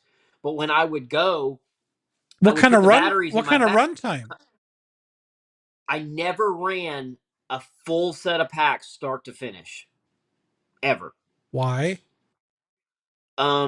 What? Normally you get tired. It's just it's stressful to drive because Well, what? you're Well, the reason I'm asking, you're saying you're carrying all these extra batteries with you. So why carry all these extra batteries if you're not using them all? That's what I'm trying to figure so out. well, that's kind of where I was going. So what I would do Oh, is I'd put the 12s packs in a backpack, put them on my back. I would put the 8s set in the truck, and I would sit on the truck and drive it with me sitting on it oh, over to this geez. little BMX park. And then I would take those out. I would put the 12s in it. I'd go run it 20 minutes, and then I'd let it cool off. And then you run it until, I don't know, 10, 20 minutes, and then you change batteries. And then by that time, you're done. I never Oh, so you ran could get two like sets. 40. You could get like 40 minutes of run time out of 12s, a 12s setup. 12s, 10,000 milliamps. Oh, jeez. That's almost as much as that telephone. Those bricks were Right. this big. They were bigger than a Like what they brick use for for your commercial house. drones, right? Batteries for Yeah, it commercial was drones or huge. whatever. Yeah, and so normally what I would do is I would run them. I would run it about half on, and then I would switch over to the other packs, run it about half, and then head back. So, but it's stressful. It's stressful to drive because you're constantly worried about somebody walking out in front of it. You're worried about it rolling over and losing control and hitting somebody's car. I mean, and you're afraid to break it because now it's 80 pounds that you've got to figure out how to get all the way back over to the back of your truck, to carry it home. It's a lot of fun though. I've Go watched watch my YouTube. I've watched RC Sparks's videos with his, and he really destroys his. But you watch RC Sparks? Yeah. I launched mine off the 5 foot retaining wall beside my house. What It broke? so nothing. It Oh, soaked that's it good. up like, I mean, Because I they thought as really soon suffer on bad landings. I've noticed if they land on one wheel, something breaks. yeah. I got lucky the first time and figured it out real quick. And then I was doing it regularly and it's a lot of fun, but the only problem I ever had with mine was the drive shafts. I kept losing it would shear the pin for the drive shaft that attaches it at the pinion. At the pinion. Yeah. It would shear that little pin. Well, that's better than blowing diffs up. Well, and I just used to carry a handful of bolts, the little bitty Sure. bolts and nuts. And everybody's like, "Oh, why don't you just go buy the right part?" I was like, "Because these are cheap, and I'd rather have a cheap part break than Yeah, an expensive part." right. You're essentially using a shear pin then. Yeah. So I don't know. It was a lot of fun. There's some cool videos of it, but That makes my 5T sound easier to deal with. yes. That's at least you can grab that by the front bumper and just pick it up and walk with it. So that I think a Yeah. 5T probably weighs half of that then. I think the 5T is under 50 pounds, I think. Yeah. Oh man. Let's see here. I agree 100%. Not for me. I will stay with my XRT. So, yep, I get it. I get it. Losi 5T. Let's see. I gotta look that. Hey, I'll be right back. And then we never saw him again. Oh.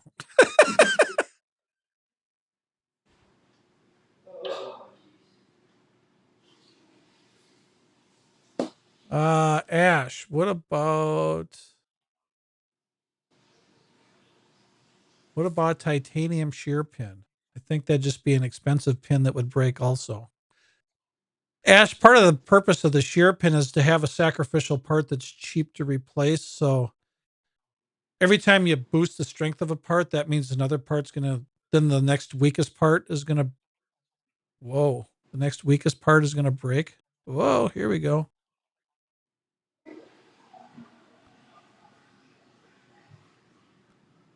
How did that get away from me?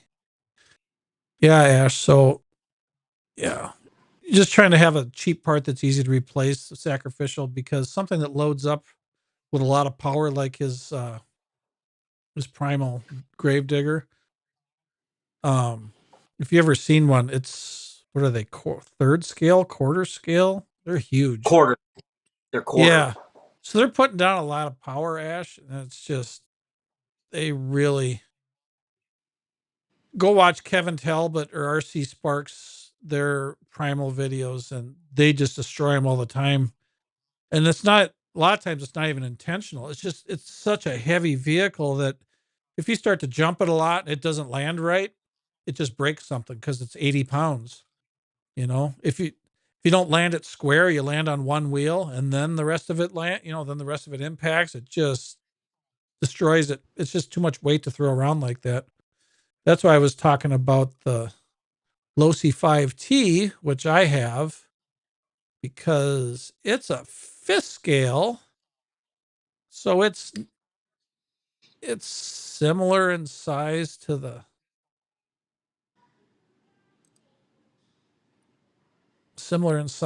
his Gravedigger, but it's a off-road truck. So it's got off-road suspension. It's meant to go fast. It's four-wheel independent.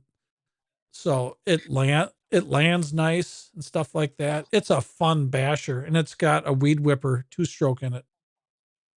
So it just runs Well, 2-stroke okay. gas. It's not even nitro, you know. Yeah. So good way to understand the difference there too is that the 5T came with a 23 or a 26 cc two-stroke engine. The Primal Digger comes with a 50 cc that nobody uses. Everybody tosses them, and we go straight to either the 60 or the 80 or electric, like I did. I went electric, and the motor, the brushless motor that was in it, was bigger than a beer can. Uh-huh. See, in So, this 32cc and the 5T, I think it'll go like 40, 45 miles an hour. oh wow, yeah, Yeah, it's boogieing pretty good. It's fun that's to a watch, lot of truck to go that fast. and it's fun to watch it drive. I mean, the way it handles and the way it goes over stuff. I mean, it handles really nice. It handles bumps really good. It sways and drifts and all this crazy stuff. It looks very scale when you're driving it. It's kind of fun. It's a little it's a little boring after a while because you're driving something that nobody else has usually because it's kind of expensive. So, I mean, the ultimate thing Well, would be to the range ultimate thing would be down. to own two and then invite somebody over to drive the other one. So because it's kind of an expensive rig. It's cool. I love it. It's fun, but there's another thing. It's scary. It's something going that fast, like Rob was talking about with his digger. It's like if you hit somebody with that thing, especially a small child, you break their leg, knock them on their butt and get a concussion. I mean, this is something that's dangerous to drive if there's people around. It's Oh, I that took a big. sign. You did what? I took a sign down, like Oh, street a sign. real estate. No, like Oh, a real estate, like house for sale sign, like they put in your yard. Yeah, I hit it and took it down. how how was it getting? Harold Muzzy wants to ask about parts for the digger. How hard was it to get parts? I always thought they stock stuff, didn't they? They were Yeah, pretty they quick. Yeah, they're real fast. They're real reasonable too. Well, For yeah. a lot of them. What's nice about them? You're buying from the manufacturer. Yep. The supplier. You're not buying a Losi from a hobby store that's getting it from a distributor from another country. You're dealing with the company that designed it. So usually they got a pretty good pile of parts there. And then Well, plus they it sounds like also they're run always their up. own eBay. Yeah. And plus they're always upgrading stuff on the fly as they hear problems with it. And they're redesigning stuff and upgrading stuff. So it's nice that you're working directly with a manufacturer versus through a hobby store, through a supplier, through a distributor to another country. And I don't know, is it all Yeah. made in America too, or is it just, are they made I here or think not? I don't I think don't, they're made. No, I I think a didn't. lot of the parts are made overseas. Yeah. Okay. But they do run their own eBay. So the nice thing is you can jump on their eBay and you can buy it straight from them. You're not paying more. You're not paying less. Same way with their retail storefront, it's the same. So if it's the middle of the night, you can jump on eBay and order it and get it coming. They're real I, fast with their. I know what we got to look at because they just released this. Oh, So you're welcome. Primal has, they love large scale stuff. And so they make a top fuel, uh, a top fuel dragster in fifth scale, right? I had it. And they make the monster trucks. Yep. And now they just came out with, let's see if I can get a large enough picture of this to make it worth looking at. And go here. Uh, so this is the same company that makes the giant Gravedigger, the Primal RC. So that is their standard monster truck chassis. And that is the new Hellcat. They came out with a Hellcat now. It is rear wheel drive. It is front disc brakes, and you can lock up the front brakes and do a burnout. It's nitro, or it's not nitro. It's two stroke, or you can get it in electric. I think the retail on it is $2,300, but it's fifth scale. It's big. Kevin Talbot just did a video on it. He tried to turn it into a drifter. Um, and there's another thing. That's a big vehicle for rear wheel drive that's not proportioned or not well designed for two wheel drive. I mean, I understand the keeping it real and making it like the real thing, but the stuff in RC just gets so dang squirrely. It's hard to control it, you know? And everything got something that's got a lot of power in the rear. All it does is fishtail out and it doesn't go straight. So even though it wouldn't be prototypical, I'd still make the thing all wheel drive just so it's fun to drive, you know?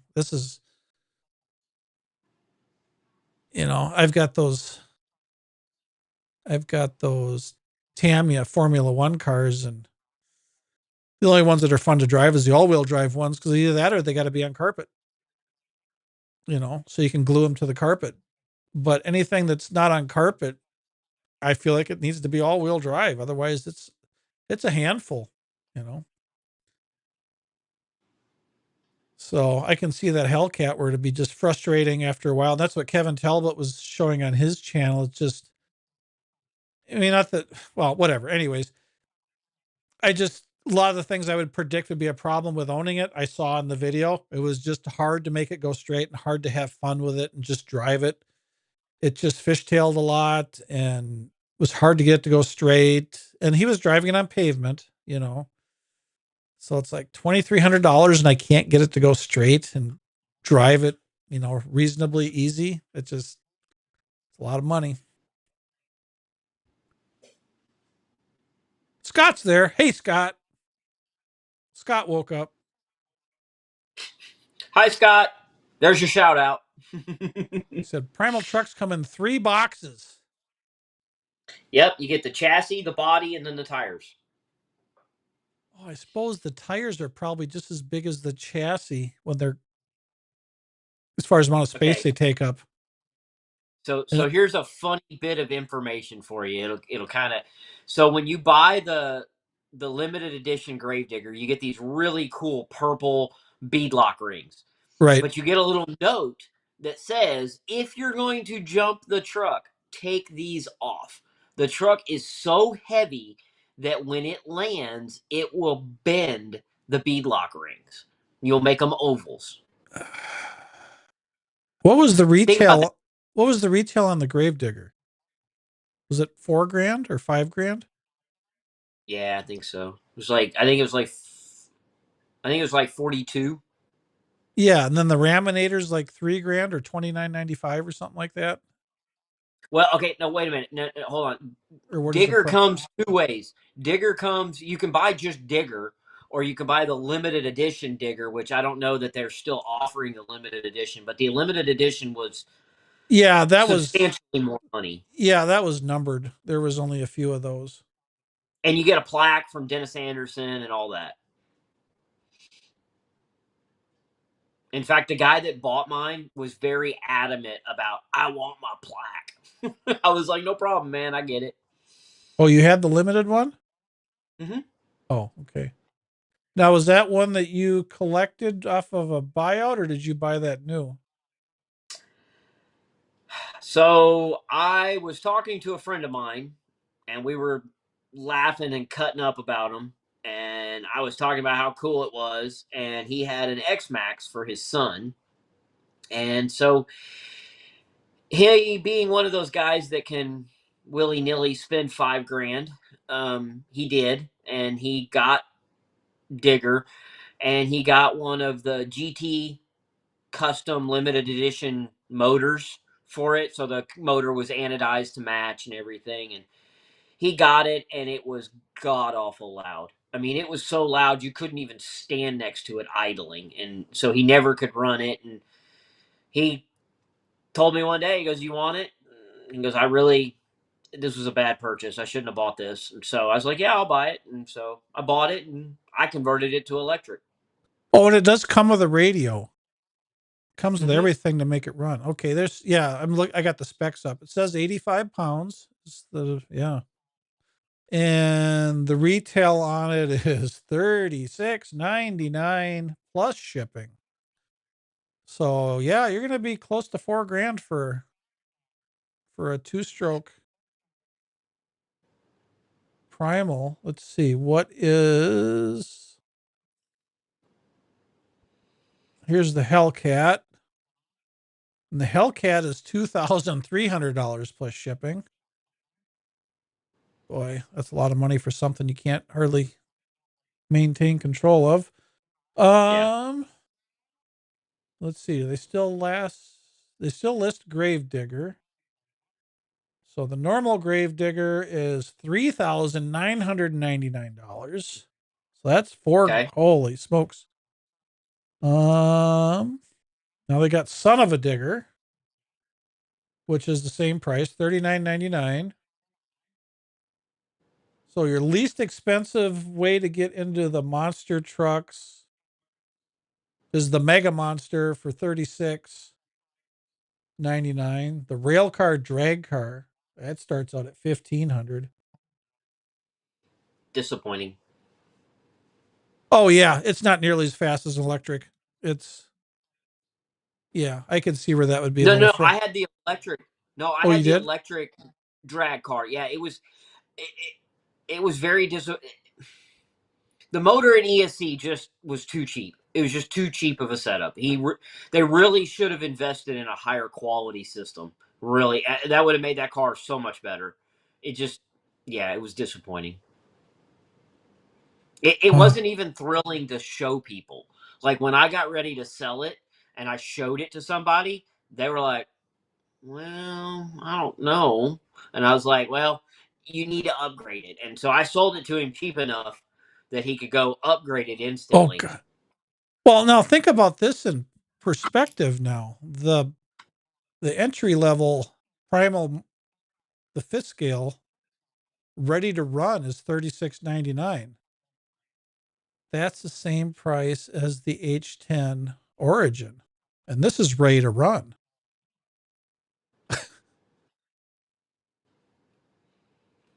What would give you more smiles per battery pack? Or no, this would be gas. Well, I can tell you, none of them are any fun gas. You need to go brushless. The Hobby Oh, Wing Max. to get the instant torque and have it take off and Yeah, because you're constantly having to wind it up against the clutch just to it, oh sure. and it's hard to drive because you're having to kind of constantly wind it to You're keep it. feathering it, right? Yeah. Yeah, to keep control of it. So, and the brakes. Whoa. Um, when I went brushless, the brake situation went away because I did away with the hydraulic brakes and the braking servo and all that. But Right. the servo they give you stock for brakes don't go above idle because it ain't stopping. It's It's just 80 pounds you're trying to it's slow just a down. single disc. No, it's got a front and rear on the pinion braking system, but it uses a single quarter scale servo. And you and I both know having that much length of cable and mechanisms and all that kind of stuff, that any bit of slop just magnifies as It's it like goes. it's like cable brakes on a motorcycle. Yeah. It is 100% cable brakes on a motorcycle, Oh yeah. but I took all that off when I converted mine to electric. Right on. And get this, so the guy that bought mine, we shipped it to Italy. Italy. Yeah, Yes. and he got it.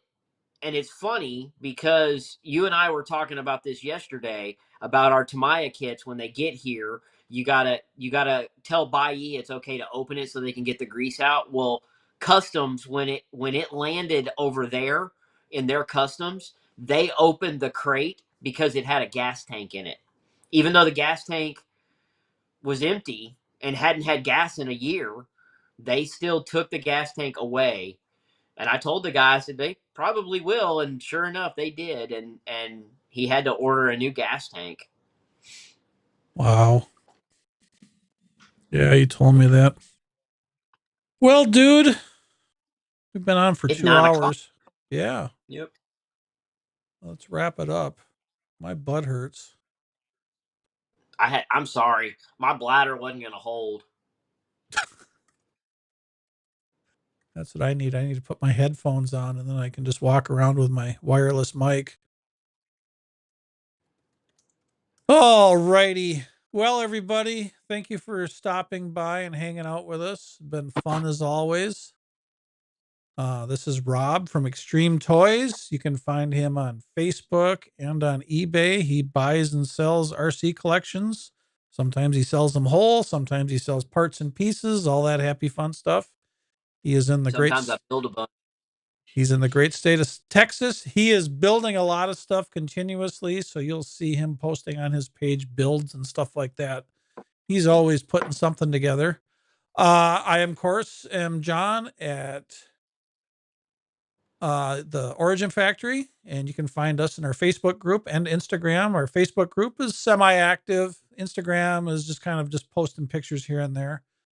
But if you guys can give us a like or a subscribe, it'd be greatly appreciated. A few guys saying goodbye. Harold Muzzy. Come on, go up there. There we go. Thanks for the great time together, fellow RCers. Thank you, sir, for tuning in. Alan is giving his familiar wave. Thank you, sir. Hope you enjoy your day since you are just starting your day. Thank you, everybody else, for tuning in. And we're going to continue to do this. We're still planning, trying to figure out our days that work best. I'm a little more flexible than Rob. Rob's doing what he can right now, and we're trying to figure out what days work best. We're thinking evenings are typically the best. Trying to decide if we're going to maybe try another weekday to see if it's works out also, but we're kind of heading towards evenings. But like I said, we're just kind of learning on the fly. This is only episode number 4, but we'll keep doing it. So these flapping old lips. Thank you, sir. Later, peeps. RC Performance Mobs. Thank you. Appreciate it, guys. Thanks for checking in. Mark Sexton. Thank you, sir. So hope you guys have a great night and have a great weekend, and we will see you soon. God bless. Anything from you, Rob? Nothing. Peace, Keep it Rod. fun. Yep. See you See guys.